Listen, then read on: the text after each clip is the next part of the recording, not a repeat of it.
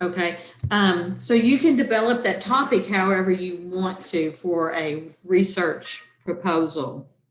Now, the thing is in this course, you write the research proposal as a learning opportunity. And then in Social Work 595, you're actually going to implement that to collect some data. The caveat is we do not go through the institutional review board for your research proposals because we're saying that we're just doing this not to disseminate information, but for you to learn how to do research.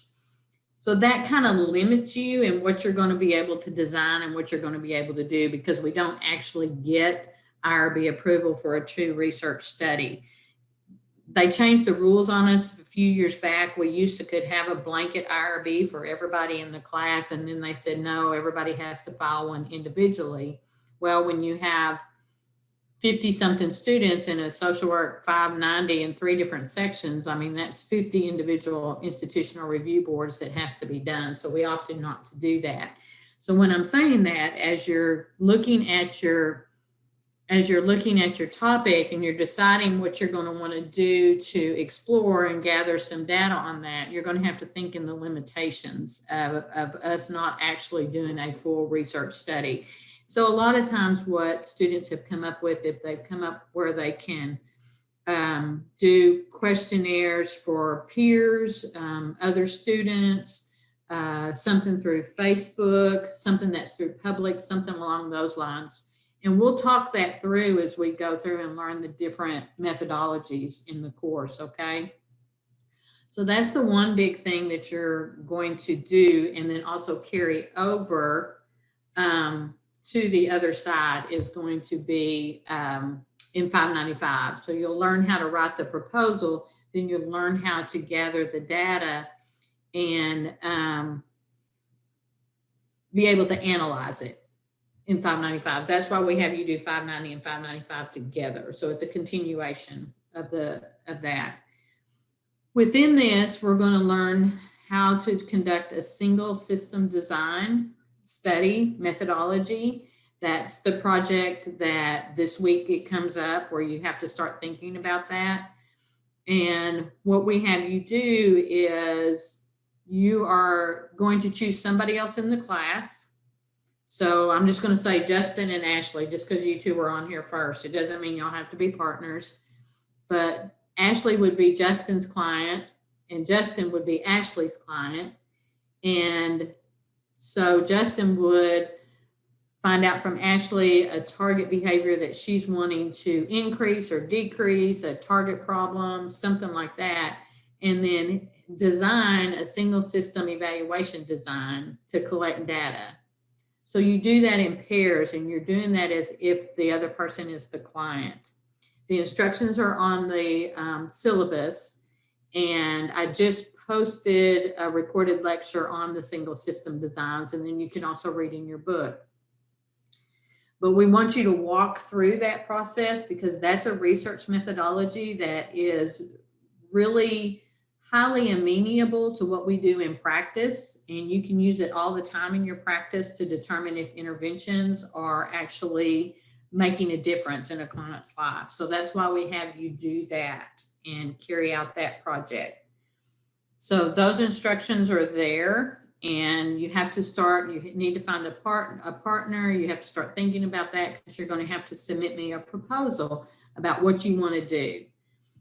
So you're going to do that together, and I'll figure out how we're going to do this together. But I also have you create in groups. I give you a topic and I have you create an online questionnaire that you're going to send out as a survey to friends and family. What that's going to teach you is how to create your own questionnaire and develop questions that will gather data to answer a research question. So in this class, you're going to learn to write a research proposal for an academic research project. You're going to learn how to do a single system design, which is really good for practice evaluations. And you're going to learn how to construct an electronic questionnaire and administer that in terms of a survey process. And then when you're going to get data back from that, and then we're going to look at how to, we're going to kind of play around with that. Those are the three main assignments for this class. And the reason that we want you to do those is because they're all very practical in practice in helping you learn the steps moving forward, okay? So what you should be doing right now is that you have your topic area. You should be reading the research. You should be into the literature and reading studies about that topic. And that's what you're wanting to pull, is you're actually wanting to pull empirical studies about the topic. So you know what we already know about it, okay, whatever your topic is. And you're going to begin that because you're going to have a really good literature review that's then going to lead you to flesh out what the problem area is, develop a research question or a hypothesis, and then your methodology for all of that. So what I just encourage you to do is not wait till the last minute on any of this, okay? You've got to be doing it all along, otherwise you'll get way behind. Any questions at this point?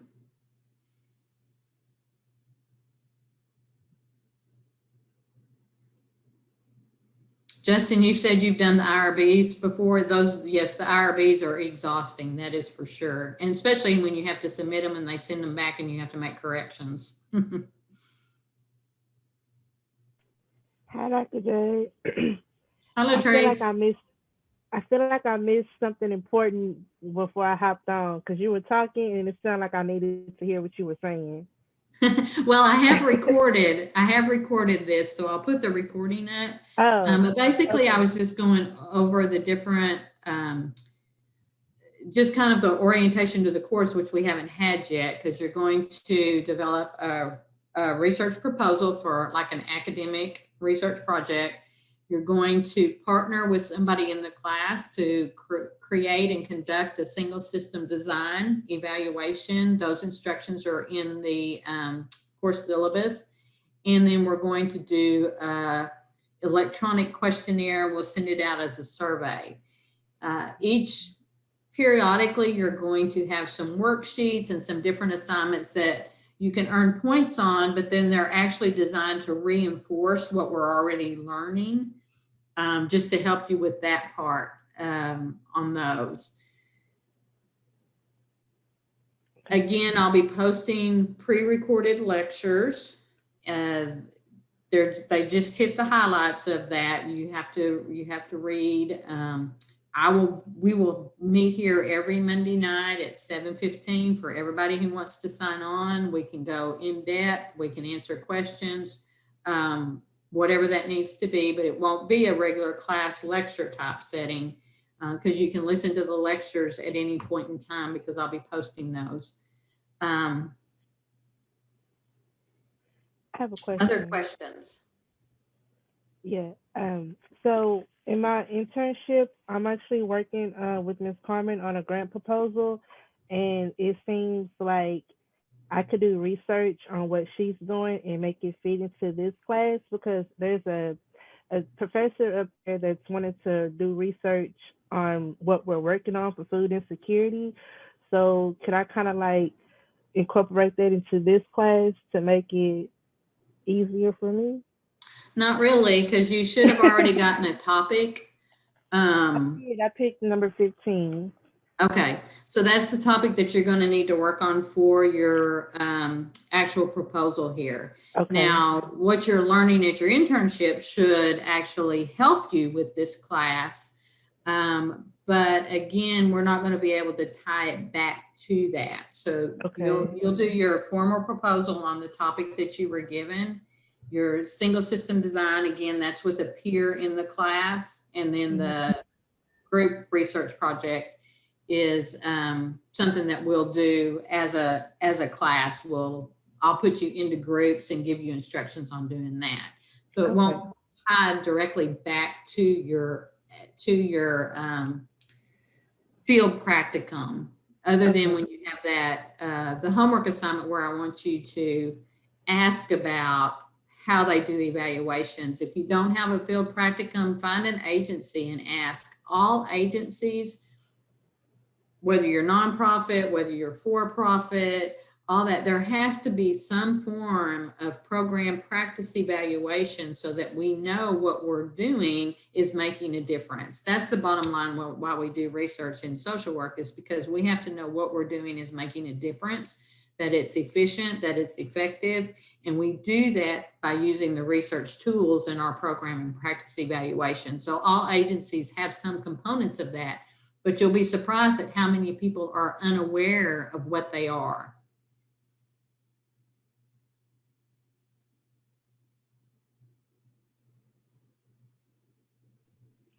I don't have a placement, and I've emailed somebody to ask them, but I haven't gotten any response yet. Okay. An agency. Yeah, and you should be able to get somebody somewhere to answer your questions for you. Again, because everybody has it. If they're a nonprofit agency, then or if they have funding, if you have a grant, if you have funding grant, there's the evaluation components built into it. So everybody does it. You shouldn't have a problem finding somebody who's willing to, because I don't ask you to go real in depth with them, but you shouldn't have a problem finding somebody to be able to answer those questions. I should have for grants. you. I was trying to reach out to MHMR. Out to who? MHMR. So they should have Yeah. grants, I would assume, or federal funding, state funding, something. Yeah, they're a little unless you have a contact, they're a little bureaucratic. You might find somebody at a smaller type, more private, smaller agency or something. But yes, they do have, MHMR actually has very formal evaluation processes because they're a state agency.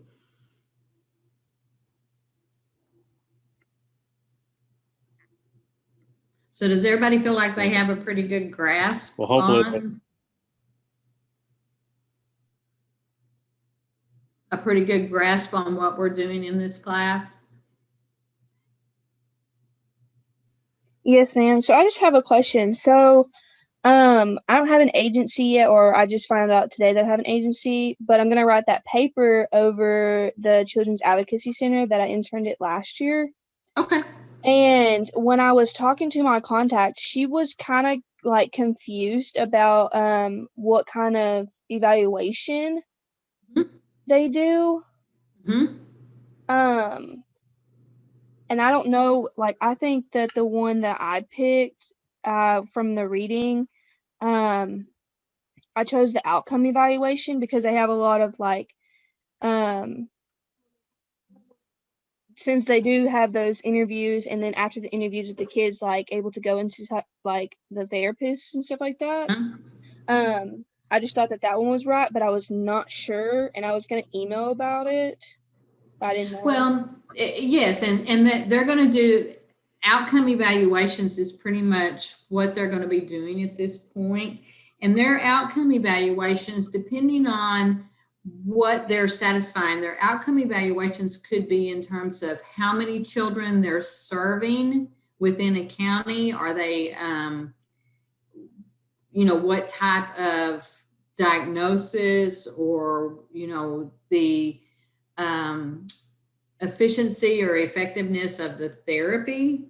There can be some evaluations there.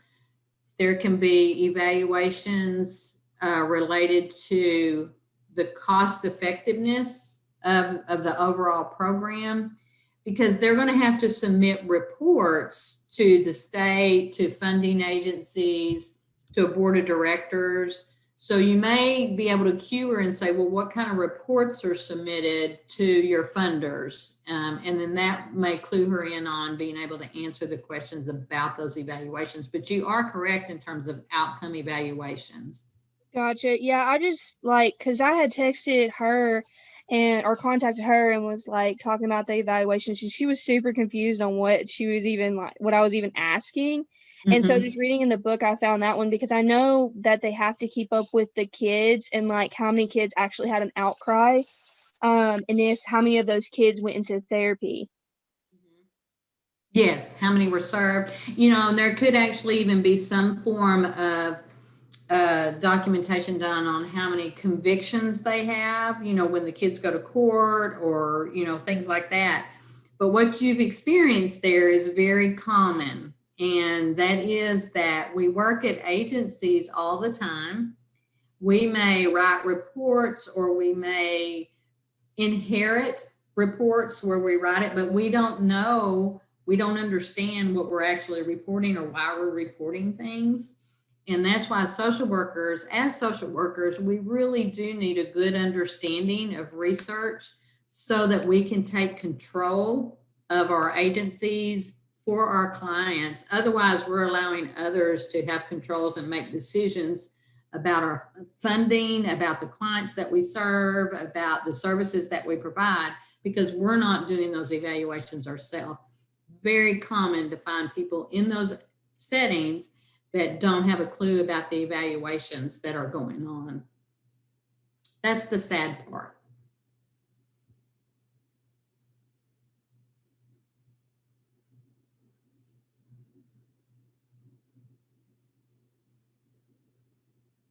Other questions?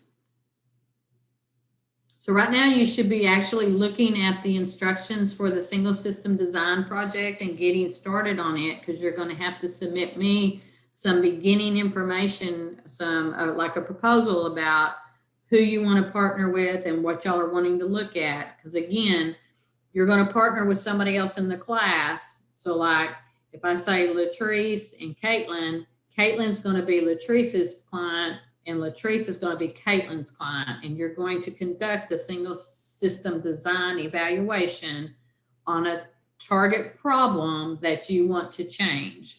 So you need to be reading about that, listening to the lecture, and preparing for that.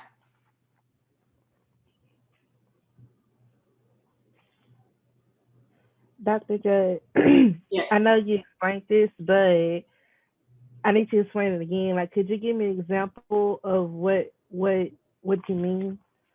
Is this the topic that I picked that I'm doing with my partner, or is this a No. different? Okay. No. So The topic that you picked is for your research project proposal. Okay. That's more of an academic research project. So that's for the research project proposal.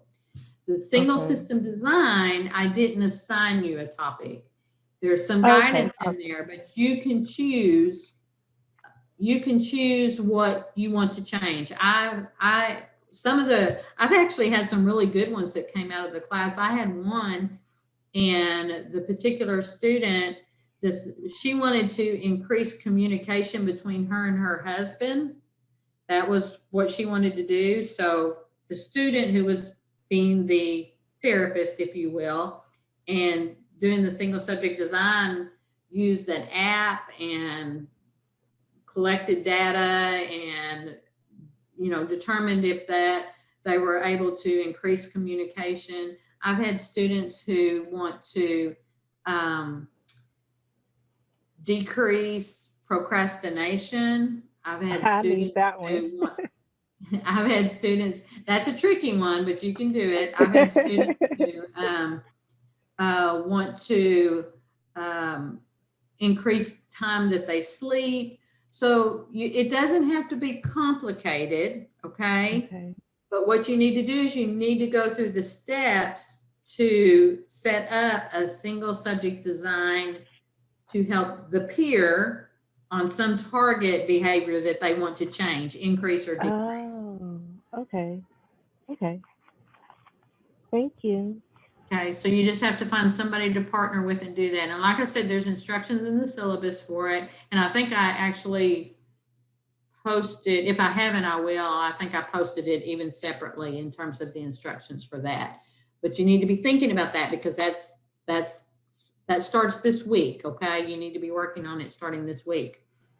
Okay.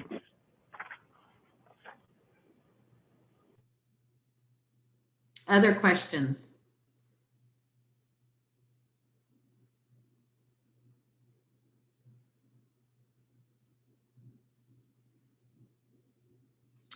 Well, it sounds like y'all are on top of it then.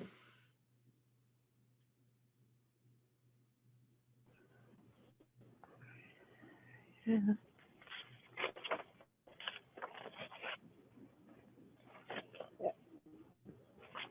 I think I'm good for this week. I'll probably have more questions next week.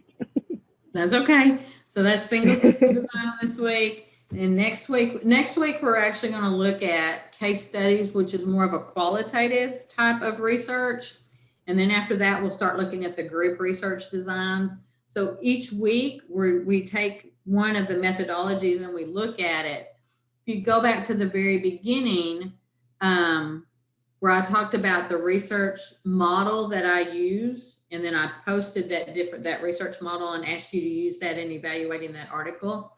You can apply that model to every research methodology, whether it be single system design, whether it be a group research design, whatever. You can still use that same model for each one in terms of conceptualizing it, finding out what we know from the empirical literature, crafting a research question, and then crafting a methodology to answer that research question. So that can be a guide as we go through each one of these different methodologies. So single system design this week, case study next week, then we'll start with group research designs over the next 2 weeks after that. So that's basically our 4 weeks, the next 4 weeks that we'll be going over. If I have a question in between meetings, do I hold off or can I go ahead and email you? No, and you can, and I'll be honest with you. The best place to put the questions is in the D2L. If you use that virtual office, because I check that. The reason I say don't email me unless it's something personal, and that's because y'all, I get 75 to 100 emails a day, and I just can't promise that I'm going to see your email in that.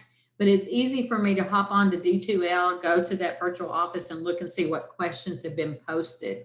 Additionally, you may post a question and a peer may have an answer for it, and they may be able to go in and answer to it. So it's easier for me to make sure I can answer questions if you do that. Okay, thank you.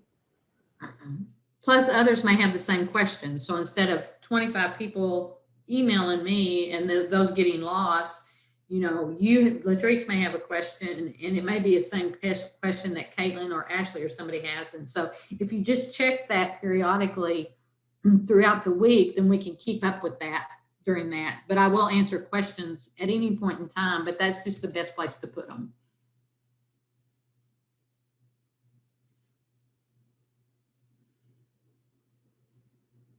Anything else?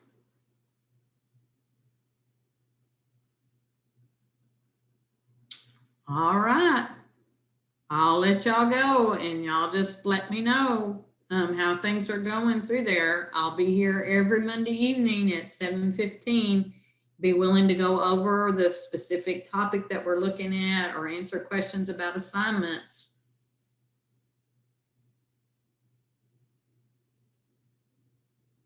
And y'all be sure and be watching the recorded lectures and keeping up with your reading and all the other stuff, okay?